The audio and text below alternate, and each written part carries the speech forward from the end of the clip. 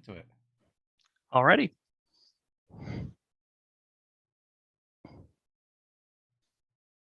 Hello and welcome to Nerdicky, for nerds by nerds. I'm Nerdicky Steve, and today I'm joined by Justin from Mage Hand Press. How are you doing?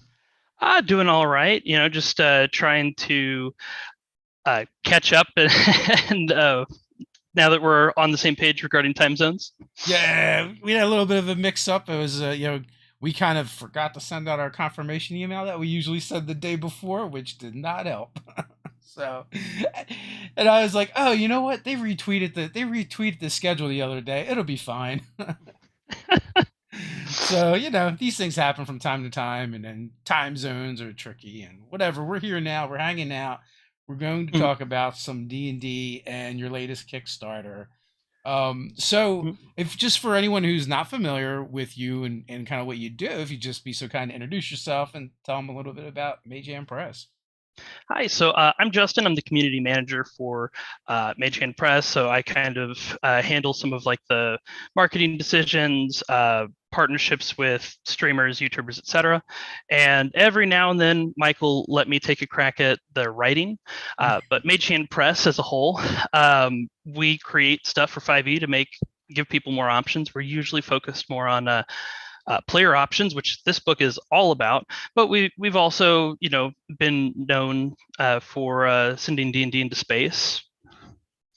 Yeah, you guys had a lot of success with Dark Matter, I believe it was. Yeah, that was our. We did 2 Kickstarters for Dark Matter. The first one, it was only 40,000, but we were a lot smaller back in 2018. Yeah. But then by the time 2020 rolled around and we launched the Kickstarter for the starter kit, managed to get quite a bit of a larger following there. Got 250,000, and those books. Fortunately, most people have been pretty understanding about it. With the shipping disaster, getting things over from China, which those books I received the email yesterday that they had left the customs inspection warehouse and are on their way. So hopefully we'll be able to send out that Kickstarter's stuff very soon. Yeah. So like they're here in the States or they're on their way from China? They are in the States. On the way from California to Texas, where our distribution warehouse is. Oh, cool! And so you don't have to worry about any canal shenanigans or anything like that. Yeah, hopefully it's not our warehouse. Obviously, like we're not big enough for that. But so hopefully our warehousing partner will be able to process it quickly, and there's no delays there. I wouldn't expect there to be, but yeah, customs took a lot longer than we thought it would. I get it. Like there's so many weird stories that I've heard from from people doing Kickstarters and from having done our own Kickstarter that it is. There's so many moving pieces, and I feel like anytime you do a Kickstarter, especially if you're like new to the industry, the only thing you can hope to do is make new mistakes and not like the old ones. And then some things just happen and they're just beyond your control. Global pandemics, shipping crises, ships stuck in canals. The little things. It's like didn't have that on my bingo card. But what are you guys working on now? Yeah, so Valda's Spire of Secrets is currently got 58 hours left to go, and it is a giant, thick book of just player options. 10 brand new base classes, 150 subclasses. I lost count of the spells and the feat. I think it's like 50 feats or something like that. 5 new races, some new variant rules for some new ways to build characters and play the game. It might be a little it might be a little full of myself to say it, but I think it's the player's handbook too. Nice. What are some of your favorite components from that book? So my favorite components are the Ox levels. So Ox levels are kind of like our take on prestige classes for 5e. Obviously, 3.5 prestige classes, just the way they work, don't make sense for 5e because the requirements get weird, and then multi-classing in 5e is fun, but also kind of not quite as smooth as 3.5. So what Ox levels are is it's just a single level. You're not taking 5, 10 levels in these classes, and they help give your character an identity. Like, for example, there's one called the Inheritor, where you get a sentient magic item, and that's the class feature, is you have a sentient magic item, and the idea is that that item is part of, like, kind of like your story, where you inherited it from either a family member or something. So if when you take that, there's like a story component to why do you have this item. Oh, also worth noting, it has the opposite of alignment of whatever your alignment is. So if you're a lawful good paladin and you take that, suddenly you have a chaotic evil sentient weapon trying to corrupt you, which can be really fun. There's also another fun one, just the pugilist, where it's like, you know what, you don't want to be a monk for any number of reasons, but you want to be able to punch things. Take the pugilist. Now you're good at punching. Um, and so that's one of my favorite things. The other would probably be the base classes. In particular, the witch is one of my favorites because it's just such a flavorful spellcaster, where they're drawing magic from a curse rather than through study or through bloodline. And so you get to like make all these really fun flavor choices about, like, okay, so what is this curse that was put on me, and then your subclass, how do you channel that into a new kind of magic? So you could do like tea magic, you could do green magic, which is all about like summoning armies of familiars and stuff like that. You've got steel magic for the people who want to play the Gish, etc. Nice. What is your favorite of the new classes you introduced? Uh, like I said, probably the witch. But if I had to pick a second favorite, it would be the investigator, personally, which is basically, if you took Constantine and he had a baby with the Winchester brothers, and you put it into a D&D class.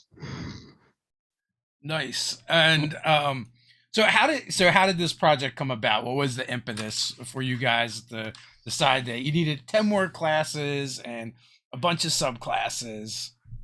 Well, there's a couple things. So first off, Wizards has released one base class in 5 years, and I don't know, like, the subclasses do fill in a lot of the gaps of the need for new classes, but ultimately there's still a lot of um, room on the cutting room floor, where there's room to try new things and to explore new territory.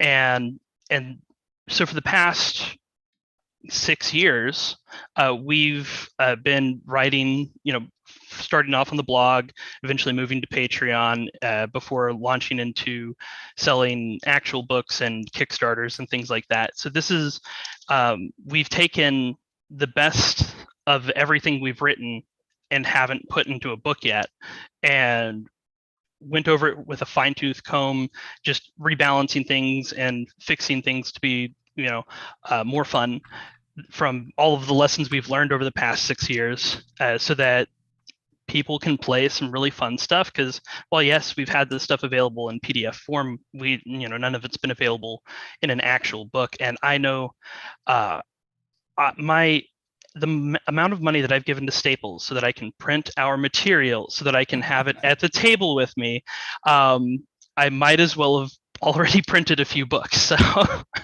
I think a lot of people who are already fans of us are going to really like this, because even if they already have all the PDFs, they're going to appreciate having the physical copy. And then also, again, we've made everything better. And then for those that haven't checked this out yet, this book is going to be a great launching point to, help them have so many new things to try out, and kind of rediscover that exciting feeling that they had when they opened up the first player's handbook, all those years ago, when that was the only book we had for 5e. So the Kickstarter is already funded, and it really, you got like about a day and a half left, or like a little over 2 days left to go for Yeah. it. Hmm. And is doing really well. Hmm. Um, what are the stretch goals that are kind of exciting to you? Like, was there any in particular? Oh man. So one of the most exciting ones for me personally was just having Ben Huffman or Sterling Vermin writing some subclasses for us. Um, so he's written some pretty good ones for that, and then getting Siege Ball added to the back of the book as well was another fun one for me because I mean if you're familiar with Blood Bowl, it's that except using 5e combat rules instead of Warhammer, Uh-huh. and it's a lot of fun. Um, I was kind of questioning it when it was first pitched to me. I was like, Mike, what? No one's going to care about sports ball in D&D. Like, no, it's not going to work. And then he's like, okay, but just try it. And I did, and I fell in love with it. And I've been obsessed with it for about 2 years.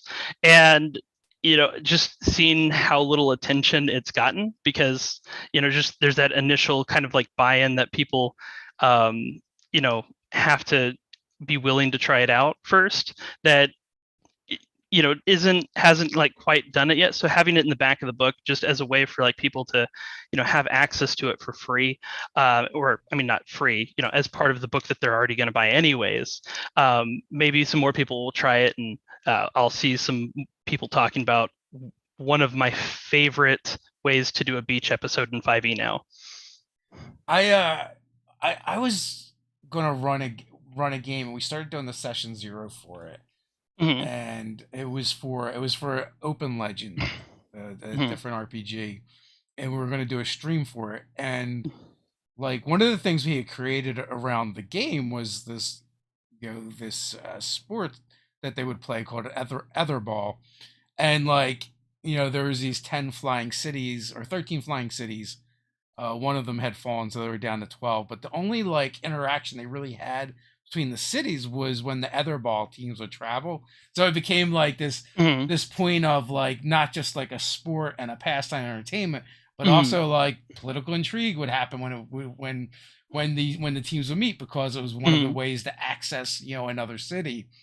But for a brief moment, I really thought that they were going to just make the game about playing this sport inside the game.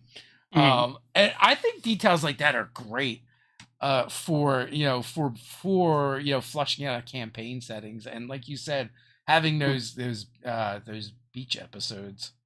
Yeah, exactly. I mean, it's all well and good to go and down into hell and fight Asmodeus or whatever the world-ending plot that your campaign is inevitably going to be focused on. But having those breaks to focus on like interaction, a little bit of world building, just some relaxing fun and stuff. It's a nice way to like break the tension and separate those story arcs a little bit.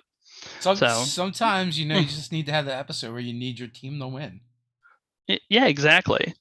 And those are really fun to do. And I don't know how many other people are excited about having that in the book, but I think that as people like chew on it and really like look into it. I mean, every culture throughout history has had some form of sporting event all the way back down to like prehistoric times. We can see you know we've found artifacts and drawings of sports competitions Yeah. before written history. So it's been a thing.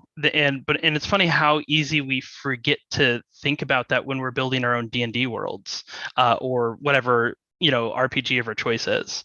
So did you guys build Hmm. story and lore around Siege Ball? Yeah, a little bit. I mean, not like anything like too crazy, but I mean, the actual Siege Ball handbook that released back in 2019 has different teams that are kind of already like pre-made in it with like little baseball cards for their encounter stats Uh, instead of like the traditional format. And then there's talk about how Siege Ball might be different in different cities. So like in a really high like Magic City, there might be some spell casting allowed in the arena, whereas in the default arena, Magic's highly frowned upon in in the game and things like that. And then maybe you go to like a you know a siege ball arena held in Skullport or something, and where it's a bunch of criminals, and maybe it's like really easy to buy off so that you can cheat. And we kind of like address a lot of those things about how siege ball looks like in what it looks like in different environments, to kind of like give some ways for the DM to kind of like imagine how they can fit it into their world, or even just one section of their world. Because I mean, if we look at how football or soccer is played, like indoor soccer is vastly different than outdoor soccer, and I mean, there's differences in football, like American football, like college versus professionals having different field sizes and things like that, or like slightly different rules and stuff, and whatnot. So it's interesting to see how all of that can be done. Hear me out. You have to do some stream games of Siege Ball where So where you have different teams running through different streams until you finally have like tournament style, and then that's at been the my end, dream, actually. That's been my dream. So the first Siege Ball stream happened recently over on D4, or Rock Punch ATL yeah. channel, and I was so excited. But I've been pitching this to streamers forever. Of like, all right, streamer groups, teams of 4, giant tournament. Winner takes some sort of cash prize, get the audience involved. Audiences can donate to give advantages to their favorite team by like buying off the ref, getting them better equipment and things like that, so that there's ways that the streamers aren't feeling like they're wasting their time that they could be making a living doing their own streams. Yeah. And then you going to the next level, this will never happen, but the cream of the crop, the dream, fantasy siege ball leagues, where now you have the audience drafting different streamers to be part of their siege ball teams to compete. Listen, hear me out, right? So first of all, you need several different streams to do it at the same time. And mostly, like, those individual streams have to deal with like NPCs, but then you could bracket it into different divisions, and then eventually they come together to play head to head, so that you can have a winner out of them. And yes, tying in like the fantasy would be awesome. Yeah. I think about this entirely too often. Yeah. But it's just so fun. But we should probably talk about some other things about Valdas other than Siege Ball, because I could talk about it all day. I could use up all this time on that, but there's so many other things in this book. That was the most enticing thing to me. I love that kind of stuff injecting into the game. I won't tell Mike if you don't. I would need a minor league system as well. See? Yeah. Oh man, we could be doing. We need to come back on soon and have like a Siege Ball talk sesh about planning all this out. I am totally down for it. So you also have some new races as well. Yeah. So we've got 5 new races. Well, it's 4 new races, and then 5th is kind of a variation on Variant Human. Okay. So it's Variant Human, except that instead of picking any feat, we have a list of near human feats. So maybe you're reptilian, or maybe you're stonekin, or something like that, so that you're mostly human, but there's something different about and secretly running the government. Yeah, it's it's possible. Do you guys still call them races, or have you changed to a different name? For now, we're sticking with races, just because we do try and make our books as closely aligned to the official releases as possible, so that someone who isn't as plugged into everything is going to open one of our books and not be confused. Because it's like we definitely like the idea of calling them something different and changing that up. But we also know that like if we suddenly started calling them ancestries or something, and people open our book and they're like, what the heck is an ancestry? Like, and they're trying to figure this out and stuff like that. But we are looking to maybe partner with some people to offer variations on that. Hopefully we can get something lined up so that for people who want to do a better system for race, that will have those options available down the road.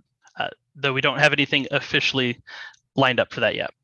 Now, in Dark Matter, had you used races as well, or had you changed it to be more okay? Yeah, no, everything that we've done so far is basically just official, as close to official D&D as we're allowed to get. Is there any crossover between what you're doing with Valda's Spire and the Dark Matter stuff? Are they compatible? Yeah, so Valda's is obviously an expansion of just 5e as a whole. And Dark Matter is a book that sits right on top of 5e. It doesn't replace anything. So if you wanted to play a druid of Circle of Spirits or whatever, and you wanted to go in space, you can. So this book is going to just give you more options to play in Dark Matter. And in fact, a number of the base classes that we mentioned in Dark Matter that, if you open up Dark Matter, there'll be a little snippet next to some of the subclasses for the Mage Hand Press classes that say, hey, go to our blog and you can find the, basic version of this base class for free. And well, now it's going to be in a printed book. So now you'll have a physical reference to the base class itself, and then the Dark Matter book would have the sci-fi subclass in it. And yeah, so this just gives you more ways to play Dark Matter too. So Brian wants to know, what's your favorite content that didn't make it into the final book? What got left on the cutting room floor?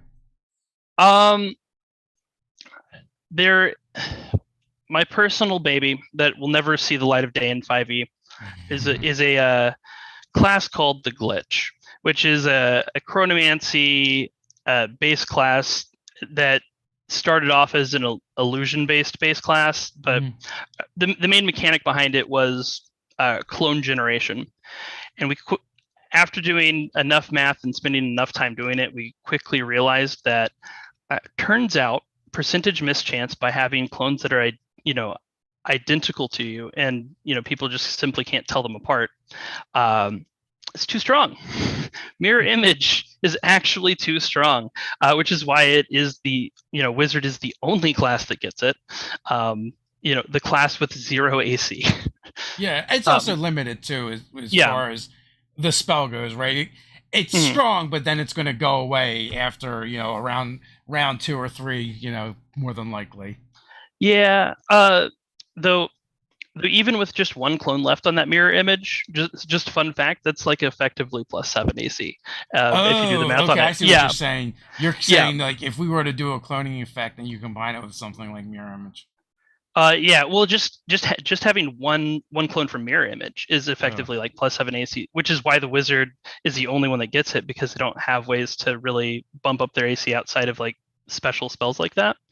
So when we realized that we were making like a duelist, that could constantly generate clones, it's like, okay, so the wizard's kept in check by the fact that it's a 2nd level spell. They don't have any AC bonuses beyond that, and blah blah blah blah blah. Okay, so. And there's also things where when you're writing a book and you're developing a rule system, there are some times where you have to intentionally make something technically by the numbers overpowered to make it fun. So for example, technically, based off of the way things, the numbers work out, the barbarian should only have 1 rage per day at level 1, but they get 2. Because no one would use it if they only had 1. So therefore, by giving them 2, people actually use the class feature and actually have fun playing Barbarian. So if you, mirror image, part of it is kind of, it's a legacy spell. You can't have a wizard and not have it in an addition to the game. It's been around too long. Fireball does more damage than every 3rd level. any third level spell in the game, but it's a legacy spell. If it didn't do that damage, people would riot. So they're a little bit stronger than they're supposed to be, but one, they're close enough that it's fine, and two, there's limitations around them that keep them in check, even though Yeah. they might be a little too strong technically. Yeah, Um, Barbarian Rage is one of those things that is like you get to a certain point, it's like you're never going to go through these. mhm, I want to experiment with maybe a barbarian path that actually uses those rages for other things mhm. to kind of like fuel powers. I mean, that would be really interesting. I'm trying to think. I mean, I'm not the main developer, so I might have to run that by Mike sometime and get his thoughts on that. But that does sound like a really interesting idea. Yeah, well, we've kind of Mhm. experimented with different alternate uses. Like I love when Yeah, hit dice get used for something different than what they're yeah. intended to. I Feels was like about to a say I love that book of yours, oh, the for the hit thanks. dice. It just feels like an underused resource, right? Like it's like Yeah. 5e like had all these good ideas and then Mhm. they just stopped. Like they don't explore them. Like inspiration, you can only use it for one thing. But what Yeah. if you used inspiration to power other things?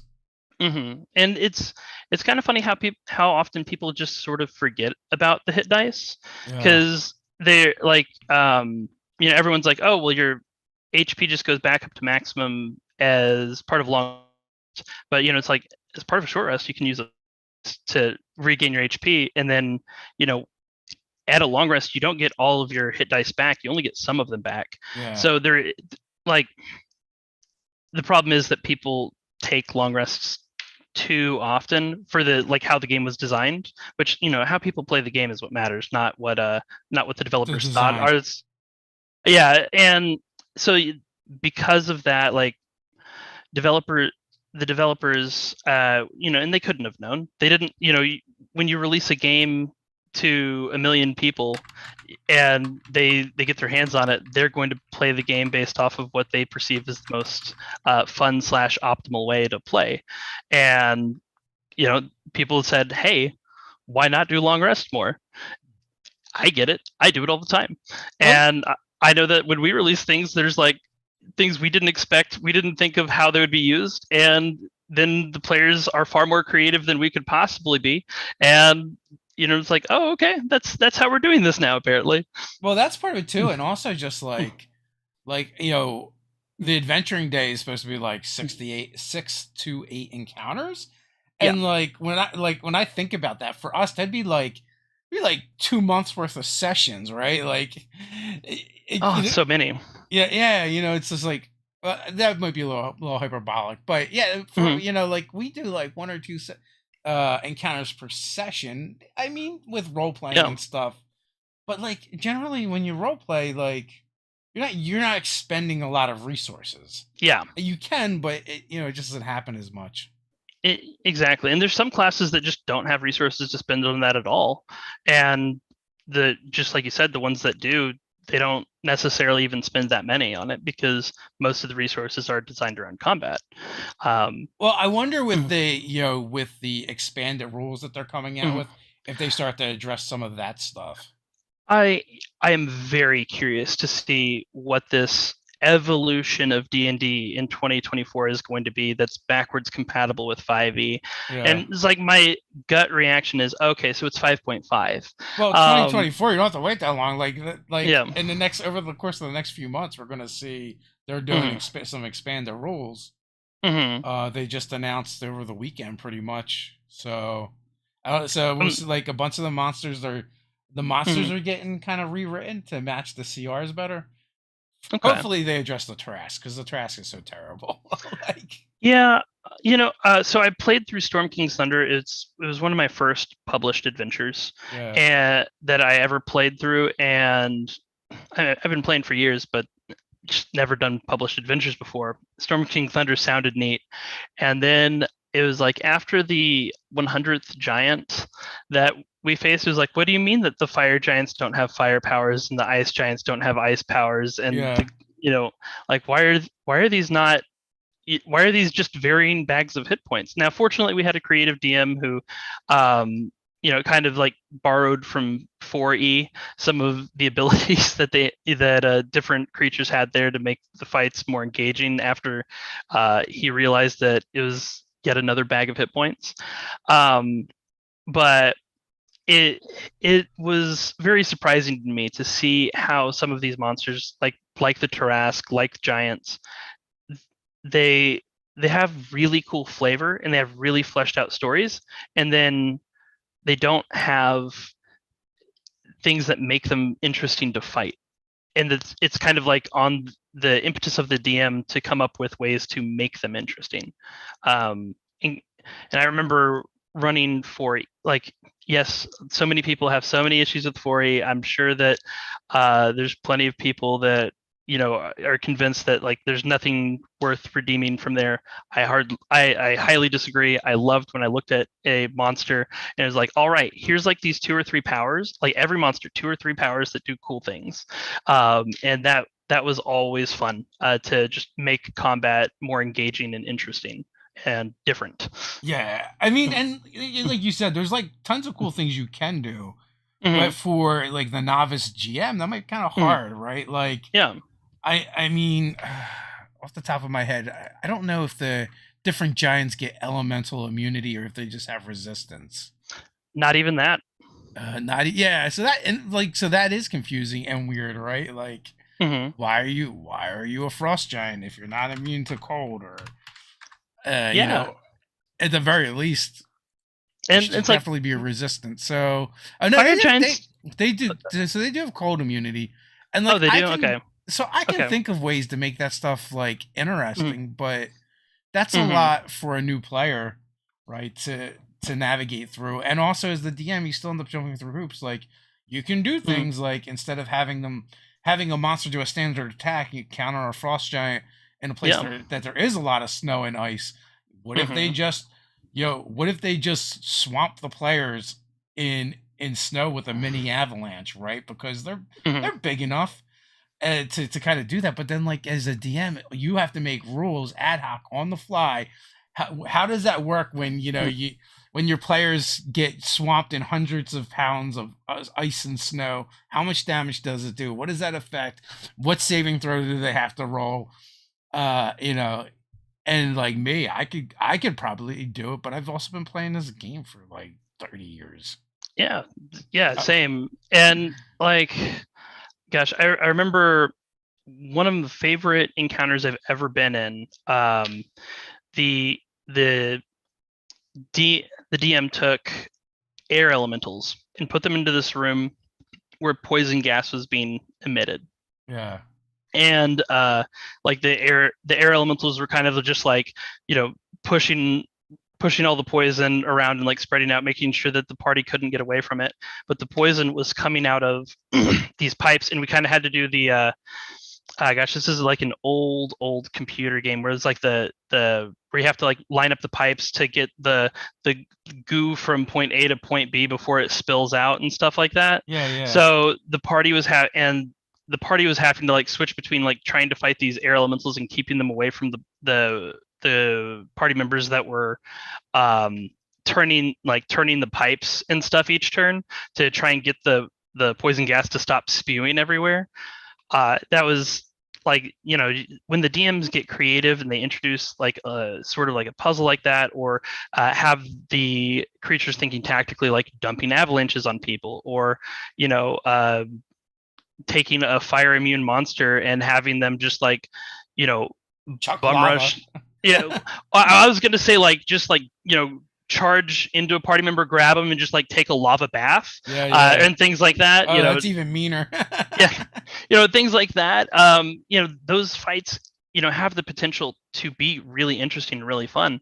And I mean, heck, like with kobolds, I mean, if we look at Tucker's kobolds as a inspiration, like even a low-level non-threat creature like that can be really fun, if not terrifying, to encounter with a creative DM. But both 3.5 and 5e kind of like,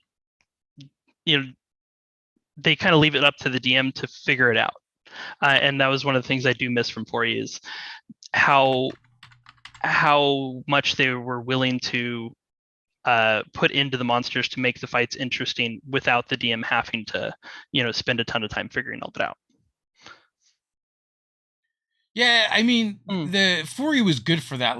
Yeah. Like there was a tactics section, right? Yeah. And the monsters had roles, and like one of the good things 4E did was like codify things to make it easier. Like if you understood how this one thing works, then you'll know how everything works, kind of. Yeah. Unfortunately, the community did not appreciate that. They did not, though. There are some things that we definitely borrowed from 4E to bring into 5E. Less, I mean, a little bit on the monsters, but less so. But like, for example, the Warden class, we've taken the Warden and its marking system and made it a full base class in 5E. So now you can actually, instead of the tank being simply a big beefy boy, now he's a big beefy boy that can be like, you, me, now. And we took we have the captain class, which is, it started off very, very heavily inspired by the Warlord. It has moved very much into its own identity, with its main feature being you get a follower. But you have a lot of features like, hey, I'm going to use my action or my bonus action to say, hey, you do a thing and be better at it. I'm really surprised that Wizards never ported over the Warlord. It was such a great concept. And it's not like it was even unique to 4E necessarily. I mean, we had the Marshal back in 3.5, which, I mean, it's not an exact comparison, but it had a lot of things that you could do to be like, hey, I say charge, and suddenly everyone's moving hilariously fast across the battlefield, or this, that, or the other. And I was surprised to see no sort of leadership type classes. The closest we get is the Bard to that. And I mean, they did make the Bard so much better than any previous edition. But they did. I mean, I've definitely made a few broken Bards back in my 3.5 days, but oh goodness, Swiftblade is too strong. It's a prestige class. The Bard in 5e has one of the few subclasses where like this one subclass kind of stands up no matter what they've introduced so far, right? Like the Lore Bard is still one of the best subclasses that they've come up with.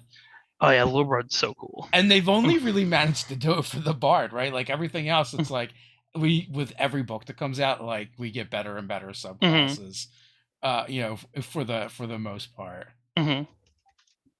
But so I think I sidetracked you because I started asking you about the new races you guys introduced. Oh yeah. Oh, sorry. Yeah. Don't be sorry. I'm pretty sure I sidelined you because squirrel. Oh yeah, doesn't help with my ADD. But yeah, so 5D races. So we did have the near human. We also have the Gepetan, which are toy people, which you can make them as cute or as terrifying as you want. So like, for example, I've played one that was essentially a teddy bear named Sir Bearkins or Sir Bear Me, and he's just small or tiny. Small, but he's just a little, Paddington the Paladin basically type.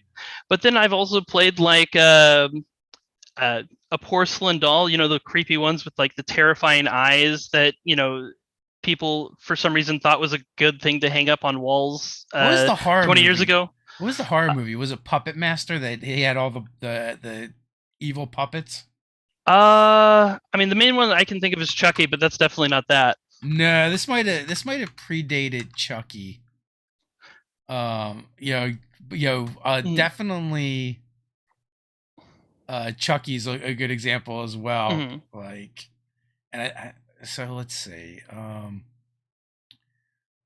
1989, I think, is when it came out. I don't know when Chucky came out though. But yeah, like it's all these weird puppets that would just like commit murder. Oh, fun. Yeah, look it up. It was pretty horrible. But yeah, I've played a illusionist wizard, one of these porcelain doll Gepetans, and just specialized in like terrifying any and everything, especially the party. But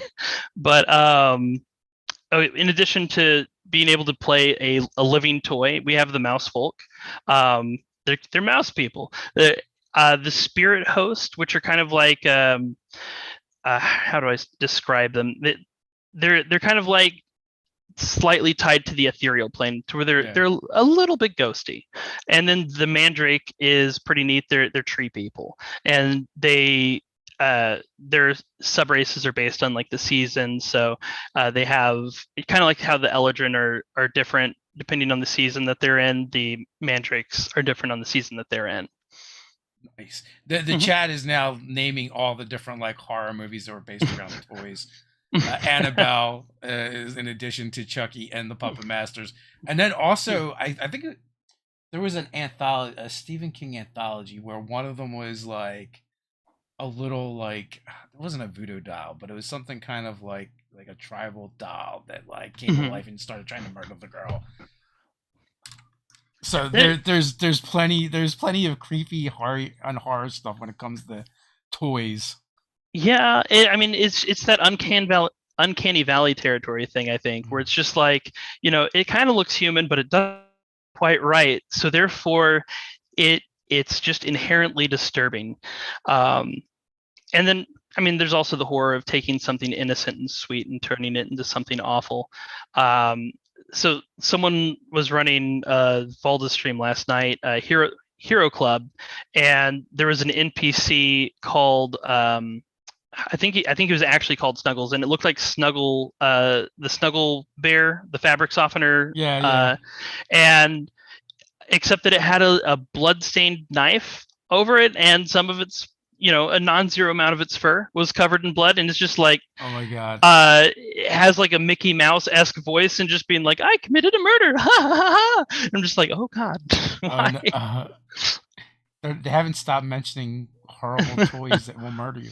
I kind of want a Snuggles bear that actually uses the fabric sheets as Garrett's now.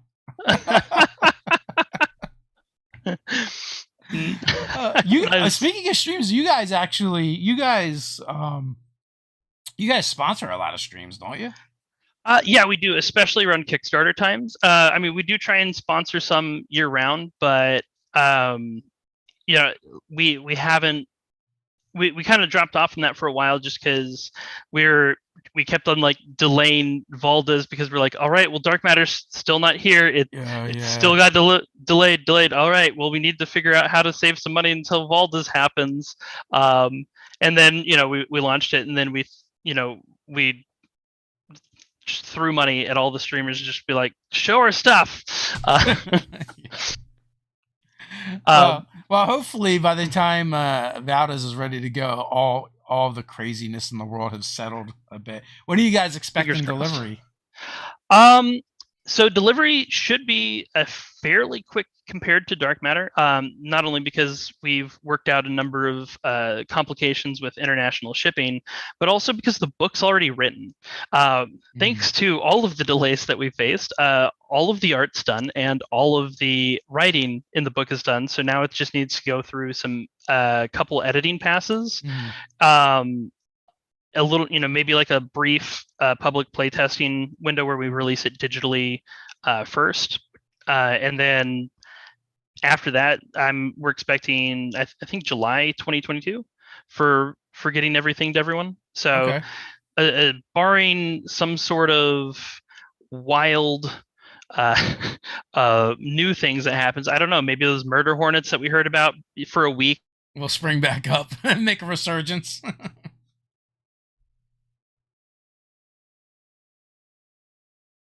I know, Justin has frozen. Yeah, I have Justin JPEG. Thing. There you go. It had frozen on my end. I don't know if it froze for you or not. Were you still able to hear me, or? Nope. You're just like Justin the JPEG. Oh goodness. So basically, July 2022, barring the apocalypse, should be when we get things out this time around. So because it's already written, we just need to get it final editing passes and send it to the printer. Nice, exciting stuff. Yeah. So do you have a favorite of the new races? Ah, man, I think it's got to be the Geppetton. I just have too much fun with it. Just making all sorts of different, uh, things where it's like, all right, I want to, you know what?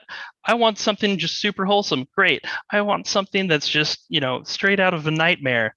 Great. Yeah. Um, and but man, all four of them are pretty cool. And we're doing minis for the first time round, and it's going to be a 4-pack of the different races, which like they all look good. They were done by Titan Troll, who's got a great Patreon for making minis and stuff. Nice. Great guy, and he did some amazing work with putting some beautiful details into each of these minis. Um, and I'm pretty stoked about those as well. Finally having some of those more unique ones. And I I do have to mention separate from the races because I just scrolled past it. Our starter kit for this book, because we know that who has been having all sorts of fun, mixing owls with different creatures: owl goblins, owl wolves, owl rats, owl bears, etc.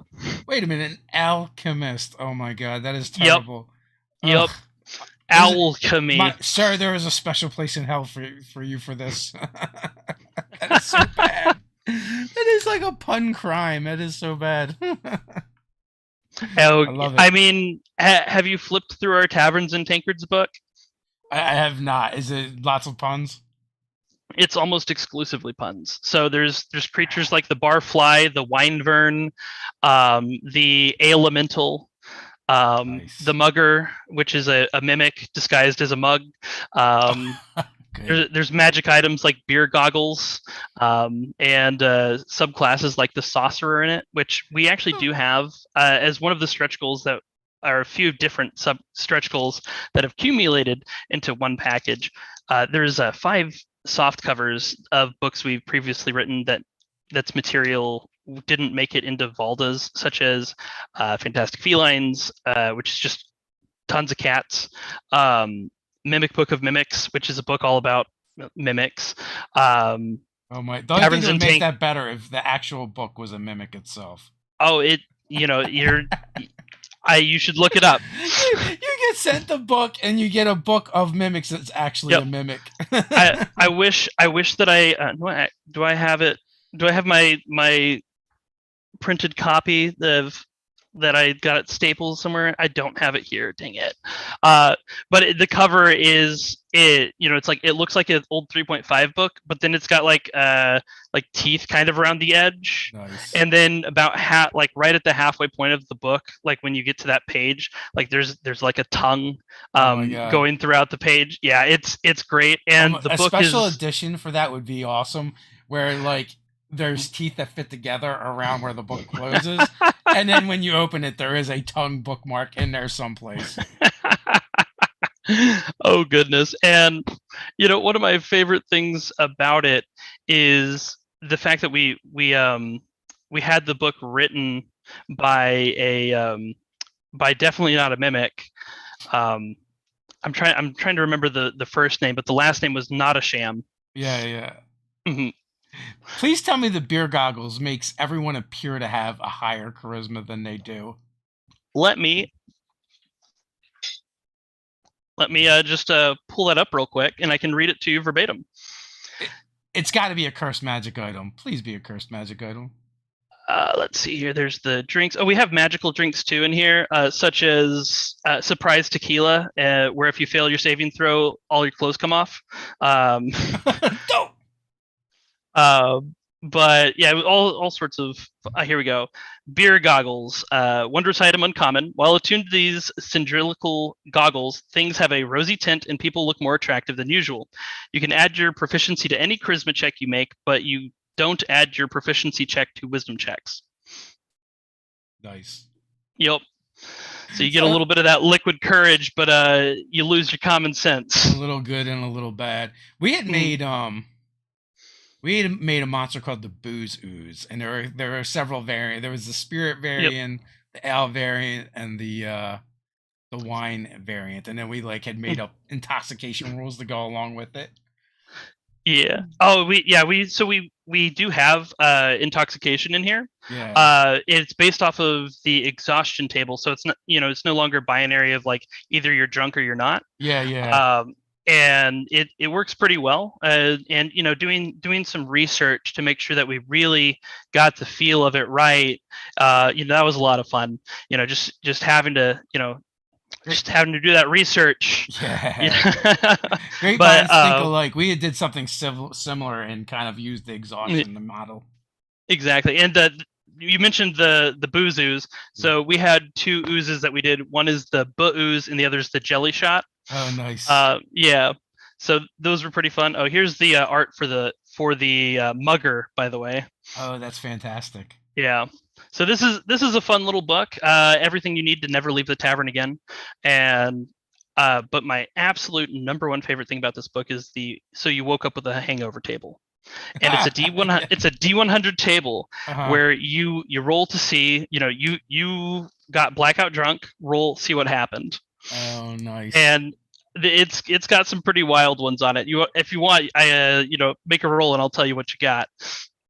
D100. D100. Just so happens I do have some dice over here. I had a feeling you might over here in this lovely little office you're in. Yeah, yeah. Well, you never know though. Sometimes. All right, I got a 15.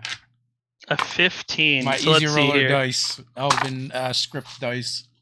So this is one of the more mundane ones here. You're carrying a bag of holding that doesn't belong to you, filled with a staggering amount of gold. Yep. It usually goes the other way. So Brian wants to know if there's any bar games.